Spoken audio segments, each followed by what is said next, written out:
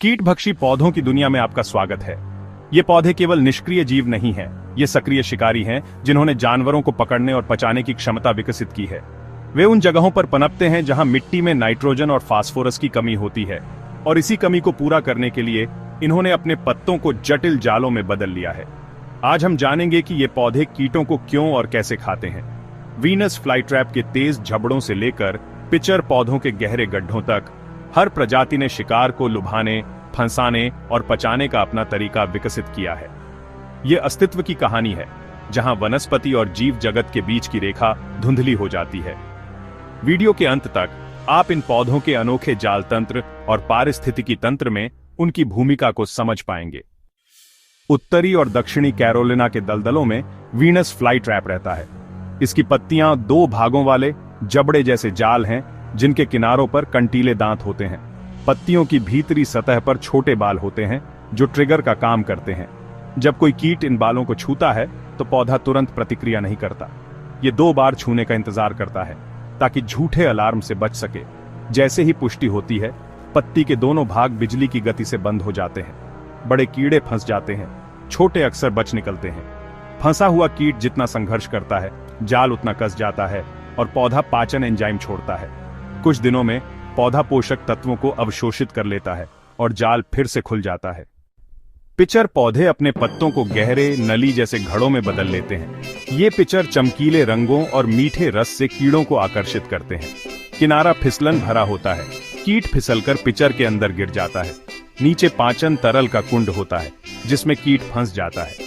Picture की दीवारें नीचे की ओर बालों से ढकी होती हैं जो शिकार को बाहर निकलने नहीं देती। कुछ प्रजातियों में सहजीवी बैक्टीरिया भी पाचन में मदद करते हैं। समय के साथ कीट घुल जाता है और पौधा पोषक तत्वों को अवशोषित कर लेता है। ड्रोसेरा या सनड्यूज दुनिया के सबसे बड़े मांसाहारी पौधों में से हैं। इनके पत्ते तंतुओं से ढके होते हैं जिनके सिरों पर चिपचिपा मीठा बलगम होता है।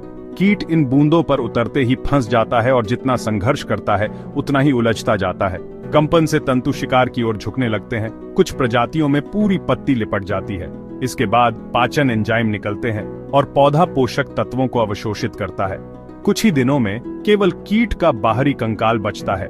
सनड्यू की सुंदरता और घातकता इसे प्रकृति का अनूठा शिकारी बनाती है। कोबरा लिली डार्लिंगटोनिया कैलिफोर्निका अपने सांप जैसे आकार और जटिल भूल भुलैया जाल के लिए जानी जाती है। ये पौधा कीड़ों को रस से नहीं बल्कि प्रकाश और पारभासी खिड़कियों के भ्रम से आकर्षित करता है। कीट अंदर जाते हैं, बाहर निकलने का रास्ता ढूंढते हैं, लेकिन बार बार असफल होते हैं। थक कर वे नीचे गिर जाते हैं जहां पानी का कुंड होता है। कोबरा लिली खुद पाचन एंजाइम नहीं बनाती। ये सहजीवी बैक्टीरिया और प्रोटोजोआ पर निर्भर करती है। ये सूक्ष्म जीव शिकार को विघटित करते हैं। पौधा फिर पोषक तत्वों को अवशोषित कर लेता है।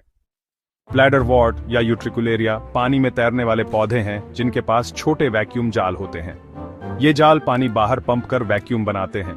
जब कोई जलीय जीव ट्रिगर बाल को छूता है तो जाल का दरवाजा खुलता है और शिकार अंदर खींच जाता है। यह प्रक्रिया 1 मिलीसेकंड के 1000वें हिस्से में होती है। पौधा पाचन एंजाइम छोड़ता है और पोषक तत्वों को अवशोषित करता है। ब्लैडरवॉर्ट्स पानी के नीचे के अदृश्य शिकारी हैं। पिंगुइकुला या बटरवॉर्ट्स समतल चमकीली हरी पत्तियों वाले पौधे हैं। इनकी पत्तियां तैलीय दिखती हैं, लेकिन असल में चिपचिपा फ्लाई पेपर जाल होती हैं। पत्ती की सतह पर सूक्ष्म ग्रंथियां बलगम और पाचन एंजाइम छोड़ती हैं। कीट फंसते ही संघर्ष करता है जिससे वह और उलझ जाता है। पत्ती के किनारे ऊपर मुड़ सकते हैं जिससे पाचन रस शिकार पर केंद्रित रहता है। यह धीमी पाचन प्रक्रिया पौधे को आवश्यक पोषक तत्व देती है। जेनलिसिया या कॉर्कस्क्रू पौधा भूमिगत जाल बनाता है। इसकी जड़ें नहीं होती बल्कि वाई आकार की भूमिगत पत्तियां होती हैं। ये पत्तियां एक मुड़ी हुई नली बनाती हैं जिसमें एक तरफा प्रवेश द्वार होता है। छोटे जीव, खासकर प्रोटोजोआ, इसमें फंस जाते हैं। जाल की दीवारों के बाल शिकार को बाहर निकलने नहीं देते। पौधा पाचन एंजाइम छोड़ता है और पोषक तत्वों को अवशोषित करता है। सेफलोटस फोलिक्यूलरिस ऑस्ट्रेलिया का दुर्लभ पिचर प्लांट है। यह अपने परिवार का अकेला सदस्य है और स्वतंत्र रूप से पिचर जाल विकसित करता है। इसके पिचर छोटे, मोटे और जमीन के करीब होते हैं जिनका ढक्कन बारिश से सुरक्षा देता है। पिचर के किनारे फिसलन भरे और कांटेदार होते हैं जिससे कीट फिसलकर अंदर गिर जाता है। पौधा पाचन एंजाइम और बैक्टीरिया की मदद से पोषक तत्व लेता है। रोचिनिया रिडक्टा दक्षिण अमेरिका का ब्रोमेलियार्ड शिकारी बन गया है। इसकी पत्तियां कप जैसी बनती हैं, जिनमें पानी और अम्लीय पाचन तरल इकट्ठा होता है। पत्तियों की भीतरी सतह मोमी होती है, जिससे कीट फिसलकर पानी में गिर जाता है। पौधा मीठी गंध और चमकीले रंग से कीटों को आकर्षित करता है। पत्तियों के आधार पर पौधा पोषक तत्वों को अवशोषित करता है। ट्राइफियोफिलम पेल्टेटम पश्चिम अफ्रीका का दुर्लभ पौधा जीवन के एक चरण में ही शिकारी बनता है। किशोर अवस्था में यह चिपचिपी ग्रंथियों वाली पत्तियां उगाता है, जो कीटों को फंसाती हैं।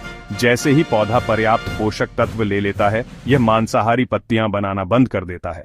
फिर यह बड़ी पत्तियां और लंबी लताएं उगाता है। यह अंशकालिक मांसाहार पौधे की उत्तरजीविता रणनीति है।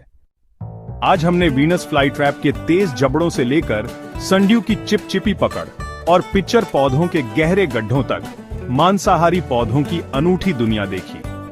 ये पौधे विकास की शक्ति और जीवन की अनुकूलन क्षमता के प्रमाण हैं।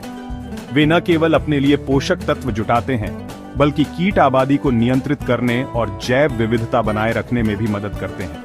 इन पौधों को समझना हमें प्रकृति की जटिलता और सुंदरता की सराहना करना सिखाता है। हर जीव, चाहे छोटा हो या अजीब, पारिस्थितिकी तंत्र में महत्वपूर्ण भूमिका निभाता है।